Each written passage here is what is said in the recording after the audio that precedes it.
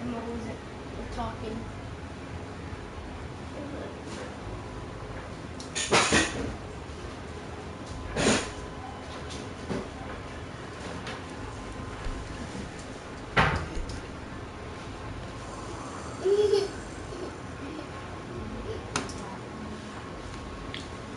I'm making another video. I have JoJo hanging out there somewhere, looking at the little.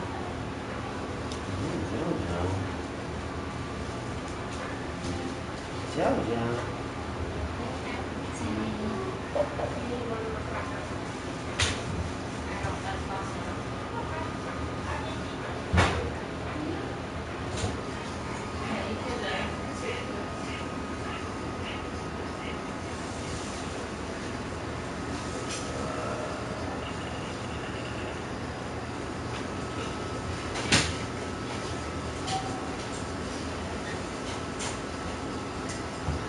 Come on, dude.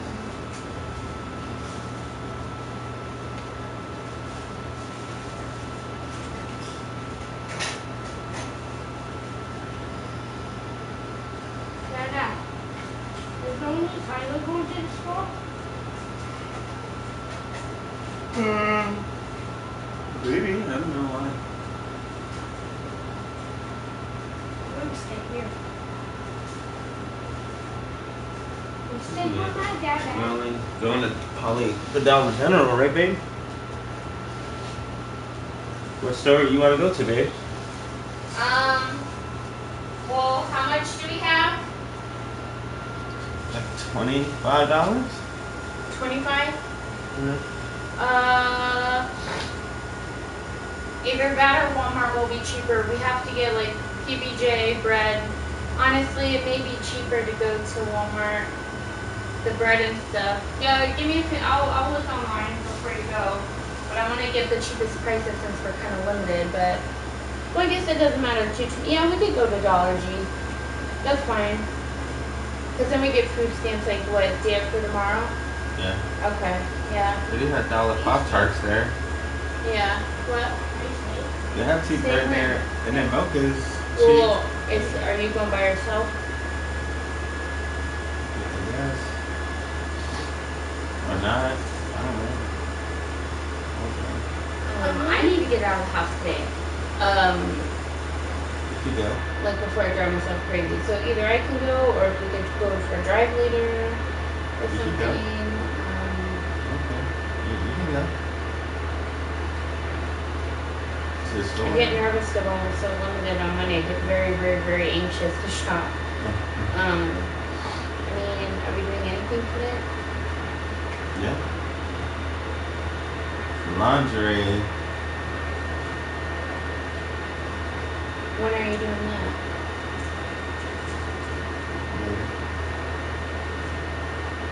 Wait a second. Yeah.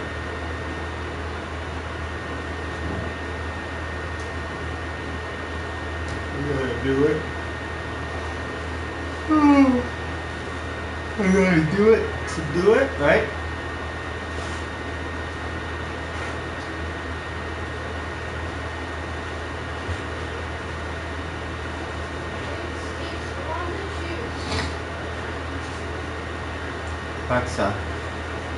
Alexa, what's my news briefing? Here's your flash briefing. Alexa, turn it up to level 7. Alexa, turn up. Alexa, what's my news briefing? Alexa, tell me my news. Here's your flash briefing. In NPR News from Tuning. Live from NPR News in Washington, I'm Barbara Klein. At the Olympic Games in Rio, the women's finals for road race is underway. They've been cycling for about 45 minutes and have to cover nearly 85 miles. But the marquee event today is qualifying in women's gymnastics. As NPR's Russell Lewis reports, the U.S. squad hopes to win a second consecutive team gold. The U.S. gymnastics squad has always dominated the Olympics, and it's no different this year. Simone Biles leads the team, which includes 2012 Olympians Aly Raisman and Gabby Douglas, along with newcomers Laurie Hernandez and Maddie Koshin. Biles is an all-around powerhouse. Her tumbling is exquisite, vaults are like perfection, her work on the bars is a joy to watch, and the precision on the balance beam is impressive. Today's qualifying is about deciding which athletes will compete on what events later in the week. Up for grabs are spots in the individual all-around competition and event finals. In addition, the top 8 nations will advance to the team finals on You're not Tuesday. going to the Russell Lewis, skate place NPR later, News, right? Rio de Janeiro. Voters in Thailand appear to have approved a new constitution drafted by the military government. Official results aren't expected until later tonight, but the yes vote is currently comfortably ahead. Still, Michael Sullivan reports from Bangkok the draft does have its critics. The new constitution is part of the military's roadmap to return the country to civilian rule.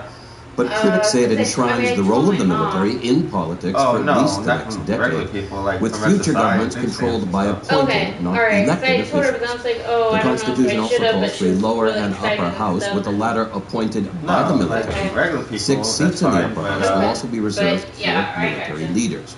The Thai military seized power 2 years ago, promising to return clean governance and political stability. But critics claim the new constitution will only lead to more unrest among those dissatisfied with indirect military rule. General turned Prime Minister Prayut Chan-o-cha has pledged new elections sometime next year. Yeah, I was trying to see my brother was there, but he wasn't. So, The president of the Philippines has publicly accused more than 150 top officials of being linked to the illegal drug trade. Rodrigo Duterte read out each of their names in a televised speech and said they should turn themselves in. The BBC's Michael Bristow reports it's the latest move in Duterte's crackdown. The president took office in June, promising to tackle the country's drug problem in language that often shocks listeners. He said many times that those who resist will be shot. It's believed hundreds of people suspected of involvement in drugs have already been killed in shootouts with the police in recent months. Now, Rodrigo Duterte has publicly linked dozens of serving and former officials with this illegal trade. These are senior people, some of whom have already denied their guilt. The BBC's Michael Bristow. This is NPR. Well, she really wanted to go and do it again with me. The International Paralympic Committee announced today it's banning all Russians from next month's games in Rio because of what it calls a widespread doping culture. The IPC says Russia's Paralympians are part of a broken system that stems from the Russian government. Russia said it plans to appeal to the Court of Arbitration. Britain's new Prime Minister is making an effort to tamp down opposition to fracking. From London, Larry Miller reports the British government is preparing to offer financial incentives to households affected by the gas extraction process. Prime Minister Theresa May says some of the taxes raised from the sale of shale gas could be given directly to local residents concerned about the noise and environmental impact of fracking. The amount wasn't disclosed, but British media report it could be $13,000 per household.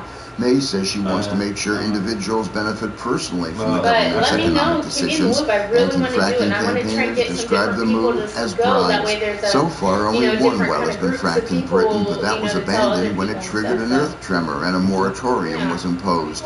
Plans for other wells were turned down after local objections. In May, approval was given to the first fracking well in 5 years. For NPR News, I'm Larry Miller in London. In Florida, state officials are urging residents and businesses to prepare for more than 12 inches of rain to fall in the next few days. They say widespread showers and thunderstorms are likely to inundate north and central parts of the state. I'm Barbara Klein, NPR News in Washington. In HuffPost. Hello, it's Friday, August 5th, and this is your HuffPost Morning News Brief. President Obama pushed back yesterday against criticism that a $400 million payment to Iran amounted to ransom for the release of Americans held in Tehran. We announced these payments Alexa, turn it up. many months ago. There wasn't a secret. We do not pay ransom for hostages. Donald Trump repeated a false claim yesterday that he saw a videotape of the money arriving in Iran, even though no such video exists. The tape was made, right? You saw that with the airplane coming in, nice plane, and the money coming off, I guess. The Olympics officially opened tonight in Rio de Janeiro, but Russia has already claimed a symbolic victory. The IOC cleared nearly 2/3 of the Russian team after the World Anti-Doping Agency had recommended a full ban following a doping scandal. The white man accused of a racially motivated killing in an African-American church in Charleston was attacked and beaten by a black inmate in a South Carolina jail yesterday. President Obama penned an essay for Glamour magazine explaining why it's important for everyone to embrace the principles of feminism. Obama acknowledged that as the father of 2 daughters, gender equality has become an even more important personal cause for him. Pokemons have had enough of being chased by enthusiasts of the popular mobile app. A group of men dressed as Pikachus took to the streets of a Swiss town with giant Pokeballs, seeking revenge on unsuspecting players. That's the latest news. Consider yourself briefed. In ESPN Radio Sports Center.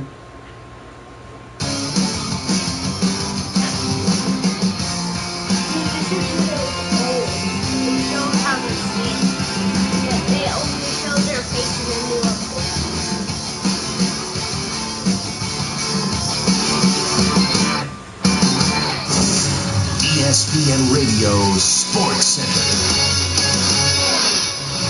I'm Doug Brown with breaking news. The Major League career of Yankees DH Alex Rodriguez will end on Friday night against the Rays. In a news conference this morning, the Yankees announced Rodriguez will become a special advisor and instructor with the team, probably starting in spring training. I really enjoy working with some of our great players that have come through our system. And we keep drafting great players, developing them, and some are here and some are elsewhere. But we do have an incredible amount of talent in the minor leagues. We have some guys that we've seen here this year that have an incredible future.